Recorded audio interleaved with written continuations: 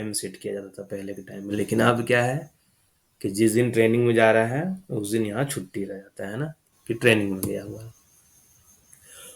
बस वहां तक वही था। ये इम्पोर्टेंट है यहाँ पे, training of special categories of employ. Chapter 3 में क्या पढ़े हम लोग? चैप्टर 3 में जीवीटी के बारे में था। चैप्टर 4 में क्या था? रिफ्रेशर ट्रेनिंग के बारे में। चैप्टर 5 में क्या है? Special categories of employ. कोई कोई जो स्पेशल कैटेगरी का है उसके लिए क्या प्रावधान है, ट्रेनिंग का क्या प्रावधान है। तो यहाँ पे पहला बात कर रहा है टीम। और हम लोग शेड्यूल 1, शेड्यूल 2, शेड्यूल 3, 4 पढ़े हैं। 1, 2, 3। शेड्यूल 1 क्या था कि अगर कोई नया नया व्यक्ति ओपन कास्ट या सरफेस में आ रहा है ज्वाइनिंग करने के लिए तो उसको ट्रेनिंग यहाँ से दिया जाएगा। शेड्यूल 2 में क्या था?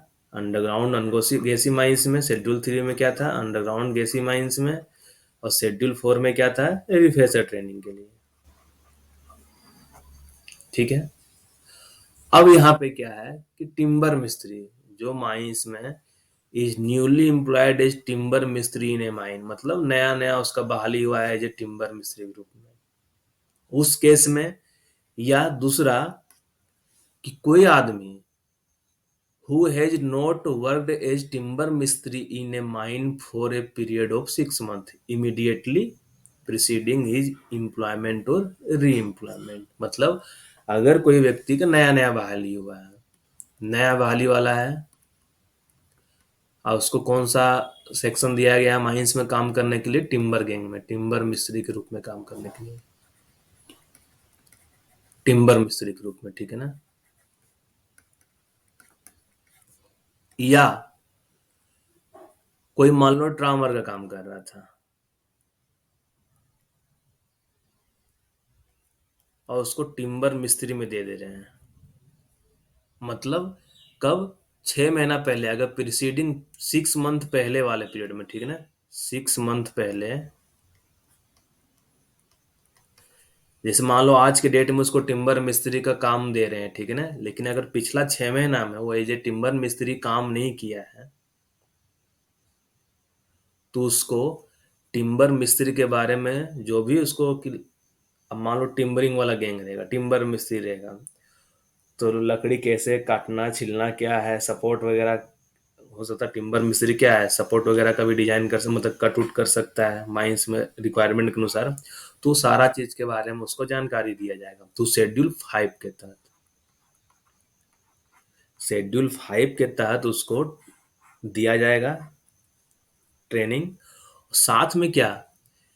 इन addition to the course of training specified under chapter 3 और चैप्टर 4, जो भी चैप्टर 3 और चैप्टर 4 जो भी अप्लीकेबल होगा। जैसे क्या? चैप्टर 3 मतलब क्या कि नया नया अच्छा ज्वाइनिंग करने आ रहा है, ठीक है ना, तो चैप्टर 3 अंडरग्राउंड गैसी माइंस में चला गया है, तो शेड्यूल 2 के तहत उसको ट्रेनिंग तो दिया जाएगा। अंडरग्राउंड नॉन गैसी में गया है तो 12 दिन का ट्रेनिंग तो दिया ही जाएगा, ये दिया ही जाएगा। साथ में उसको शेड्यूल 5 के तहत टिम्बर वाले के बारे में भी जानकारी दिया जाएगा। अगर वही अंडरग्राउंड गैसी माइंस में जाएगा तो उसको क्या? Schedule 2 plus 12 days plus schedule 3 के तहत ट्रेनिंग दिया जाएगा। साथ में एडिशनल ट्रेनिंग दिया जाएगा शेड्यूल 4 के तहत, शेड्यूल 5 के तहत। ठीक है, ये 5 है ना, शेड्यूल 5 के तहत इसको एक्स्ट्रा ट्रेनिंग दिया जाएगा। इस बात को समझने की कोशिश करना है यहाँ पर। इसलिए अभी हम बताए थे ना कि बहुत जगह लिखा हुआ है कि चैप्टर 3 और चैप्टर 4 जो भी अप्लीकेबल होगा, रिफ्रेशर ट्रेनिंग वाला कैसे क्या कहते हैं अप्लीकेबल होगा, या स्टार्टिंग वाला इनिशियल ट्रेनिंग वाला, वोकेशनल ट्रेनिंग वाला कैसे अप्लीकेबल होगा, उसके अकॉर्डिंग वहां ट्रेनिंग देना ही है उसको। साथ में उसको टिम्बर मिस्त्री के लिए अलग से शेड्यूल 5 के तहत उसको ट्रेनिंग देना है। इसी तरीके से क्या है, जो भी पर्सन इन्वॉल्व हो रहा है हैंडलिंग ऑफ एक्सप्लोसिव में, एवरी पर्सन अदर देन ए क्वालिफाइड शॉट फायरर और ब्लास्टर, मतलब क्वालिफाइड शॉट फायरर और ब्लास्टर को छोड़ के, ठीक है ना, क्वालिफाइड शॉट फायरर और ब्लास्टर को छोड़ के जिसको हम लोग काम कौन मतलब किसमें वो इन्वॉल्व होने जा रहा है, हैंडलिंग ऑफ एक्सप्लोसिव में, ठीक है ना। हैंडलिंग ऑफ एक्सप्लोसिव में वो मतलब उसको एक्सप्लोसिव वगैरह हैंडल करना है, एक्सप्लोसिव कैरियर के रूप में ले जा रहे हैं।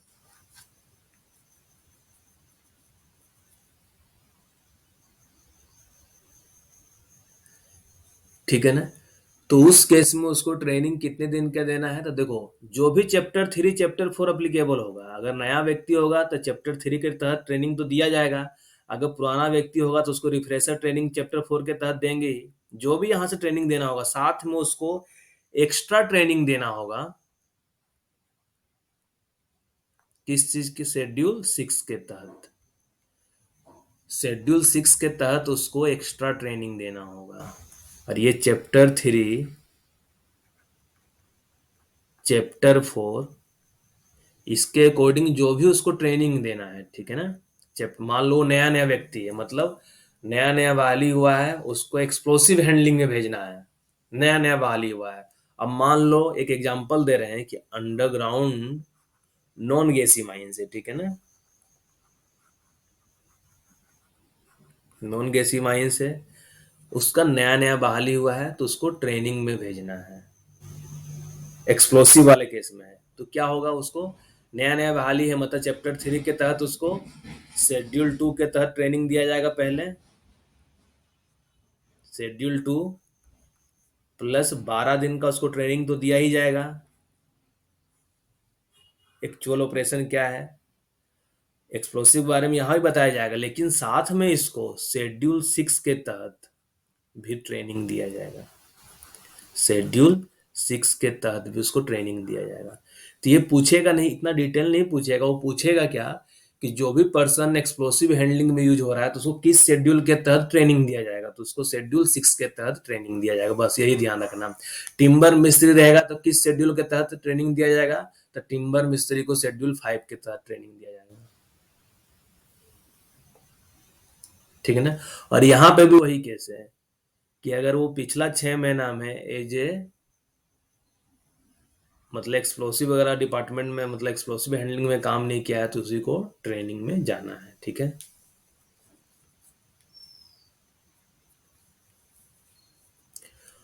और ये अलग से केस दिया है मेटेलीफेरस माइंस का, जो तुम लोग के लिए इम्पोर्टेंट नहीं है। ठीक है ना। Metalliferous mines having open cast working only, the course of training में be confined to not less than 4 lecture and demonstration.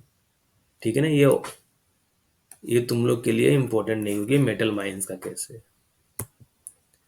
अब क्या है, training of person on short firing. देखो यहाँ शॉर्ट फायरिंग की बात कर रहा है, शॉर्ट फायर की बात कर रहा है।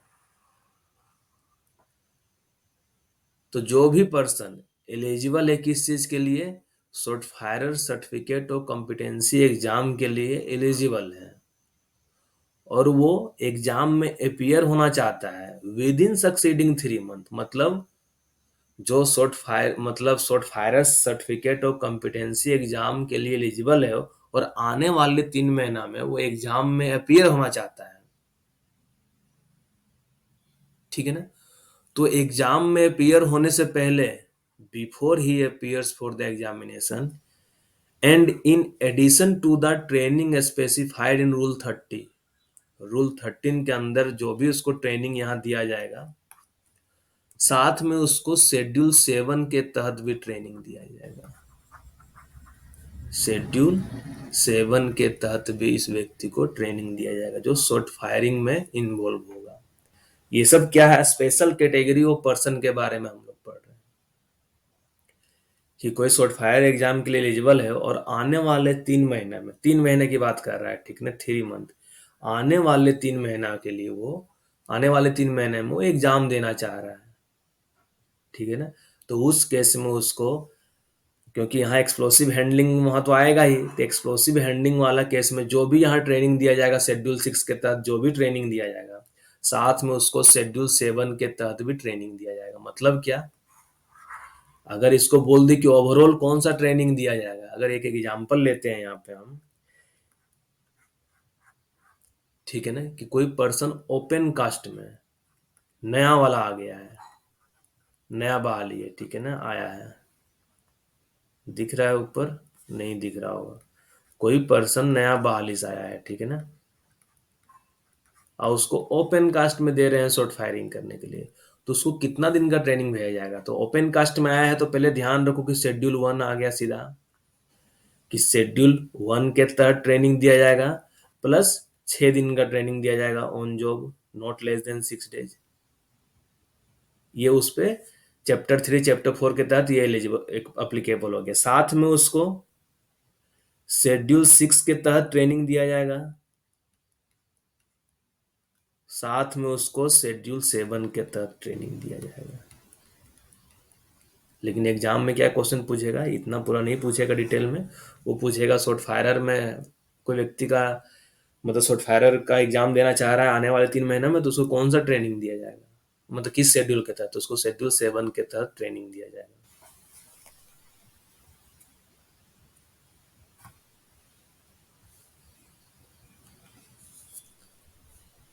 ठीक है।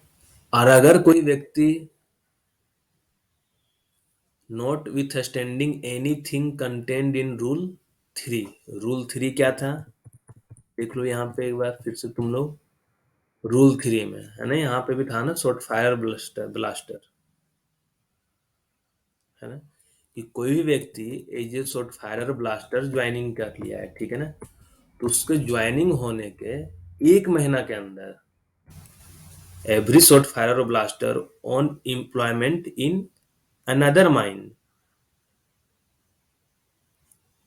ठीक है ना, has already undergone such training. देखो यहाँ पे क्या है, anything content in rule 3 not withstanding anything, the training specified in 7 schedule shall also be undergone within 1 month of employment or re-employment।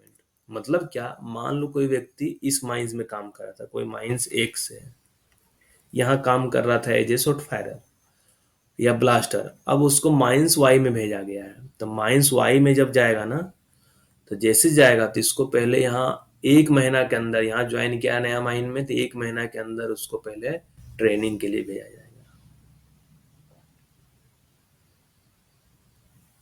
ठीक है ना।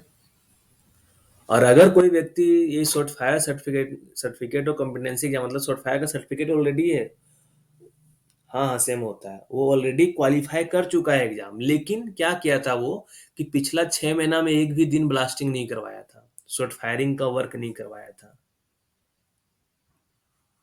Has not worked as short firer for a continuous period of 6 month और more. तो उस case में भी जैसे वो माइन से मान लो उसको शॉर्ट फायरर का जॉब देंगे ना, तो उसको 1 महीना के अंदर उसको ट्रेनिंग दे देना होगा। हम सारा शेड्यूल 1 से जितना पढ़ा रहे हैं ना, वो सारा एक साथ एक जगह हम लिख देंगे। अभी यहाँ पे सिर्फ समझने की कोशिश करो कि क्या बताना चाह रहा है, कि शॉर्ट फायरर के केस में क्या है, कि अगर कोई व्यक्ति एक माइंस में काम कर रहा था, अब कोई दूसरे माइंस में उसका ट्रांसफर हो गया है, अब वहां पे भी उसको शॉर्ट फायर का काम करना है, तो वहां पे जैसे ज्वाइन करेगा ना, तो ज्वाइन करने के 1 महीना के अंदर उसको ट्रेनिंग के लिए भेज दिया जाएगा। और अगर कोई व्यक्ति मतलब शॉर्ट फायर का एग्जाम वगैरह सारा पास कर चुका है, उसके पास सर्टिफिकेट है, लेकिन वो पिछला 6 महीना में एज ए शॉर्ट फायरर काम ही नहीं किया है वो, ठीक है ना, तो उस केस में भी उसको अगर शॉर्ट फायरिंग करने का ड्यूटी देते हैं ना, तो उसको पहले 1 महीना के मतलब ट्रेनिंग में भेजना होगा विद इन 1 मंथ, ठीक है, तो ये चीज का ध्यान रखना। ये मेटेलिफेरस माइंस है तो यहाँ नहीं चलेगा।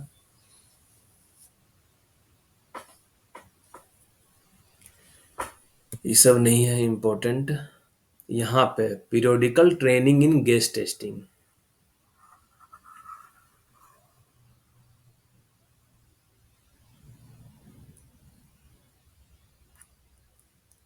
ठीक है ना, ये सब अपडेट कर देना चाहिए, अपडेट अभी तक हुआ नहीं है, क्योंकि गैस टेस्टिंग सर्टिफिकेट ये वगैरह जो भी यहाँ पे क्या है देख लो, every person holding a gas testing shall once in every year, जो भी पर्सन गेस्ट टेस्टिंग सर्टिफिकेट के होल्डर है, तो उसको है ना eligible to appear at the gas testing certificate examination.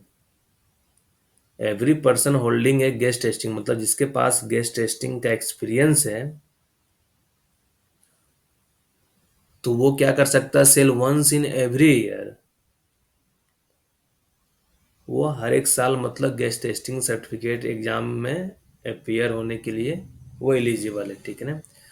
और साथ में अगर वो व्यक्ति आने वाले 3 महीना में वो गेस्ट टेस्टिंग वाले एग्जाम में अपीयर होना चाहता है, तो उस केस में शेड्यूल